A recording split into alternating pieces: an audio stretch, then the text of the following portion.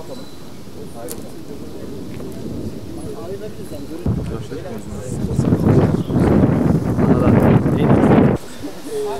uzak.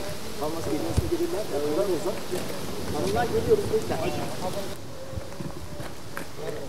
geliyoruz. Hocalarım siz de geçerseniz eğer. Şöyle başlayalım. Ahmet gel buraya gel. Yaşasın küresel intifada. Bir sınır ötede çocuklar ölüyor. Bir sınır ötede çocuklar ölüyor. Devletine, Azerbaycanlı yurttaşlara ve büyükelçiliğe sesleniyoruz. Çocuklar ölürken hiçbir ticaretin kazanımı olmaz. Çocuklar ölürken sessiz kalınmaz. Çocuklar ölürken tarafsız olunmaz. Azerbaycan, İsrail'e olan desteğini çekmelidir. Çocuklar ölürken sessiz kalınmaz. Çocuklar ölürken sessiz kalınmaz.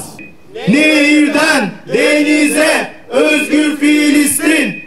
Nehirden denize özgür Filistin. Soykırıma göz yumma, harekete geç.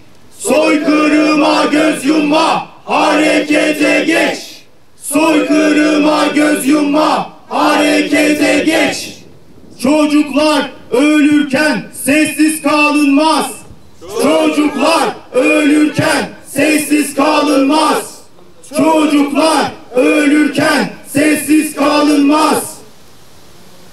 Biliyorsunuz ki 7 Ekim'den bu yana terör devleti İsrail Gazze'de amansız bir katliam yapıyor ve bütün İslam alemi bir araya gelmişken Azerbaycan'ın İsrail'e destek vermesi ve ticareti hala sürdürmesi bizim için çok üzücü ve kabul edilemez bir durum.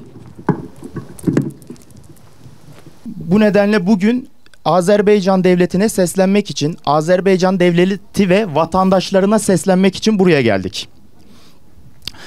Bugün terör devleti İsrail'in Gazze'de yapmış ve yapmakta olduğu katliamın 246. günü. 246 gündür Siyonist katillere ve onların destekçilerine karşı direnen Gazze halkına selam olsun. Kadın, çocuk, yaşlı ayrıt etmeden sadece öldüren İsrail, geride bıraktığımız hafta güvenli bölge ilan ettiği Refah bölgesindeki savunmasız sivilleri yakarak şehit etti. Bizler inanıyoruz ki canavarca saldırılar terör devletinin hezimetinin ve çöküşünün bir başlangıcıdır. 7 Ekim günüyle başlayan Aksa tufanı bir özgürlük tufanı olmuş ve dünya halklarını ayağa kaldırarak tüm dünyayı etki altına almıştır. Bu etki sel olmuş, sokaklara taşmış, eylemler ve boykot çalışmalarıyla sonu özgür Filistin'e çıkan bir yol açmıştır. Yaşasın Filistin direnişimiz. Bu yol bizleri sadece özgür Filistin'e değil, dünya halklarının Siyonizmin esaretinden kurtuluşuna da kavuşturacak bir yoldur. Bugün buradan kardeş ülke Azerbaycan'a ve Azerbaycanlı kardeşlerimize de sesleniyoruz. Bu yolda bizi yalnız bırakmayın. Katil İsrail'den hiçbir topluma ve devlete dost olmaz. İsrail'in dostluğu çıkarları bitince sonlanır. Ancak tarih bugün Gazze'nin yanında olmayanları asla affetmez. Can Azerbaycanlı kardeşim. Bugün Gazze'li kardeşimin yaşadığı acıyı katliama uğramış bir toplum olarak sizden daha iyi kim anlayabilir?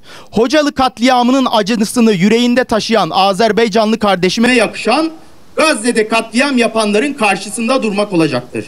İsrail'i yalnızlığa terk etmek toplumların tarihi ve insani bir sorumluluğudur.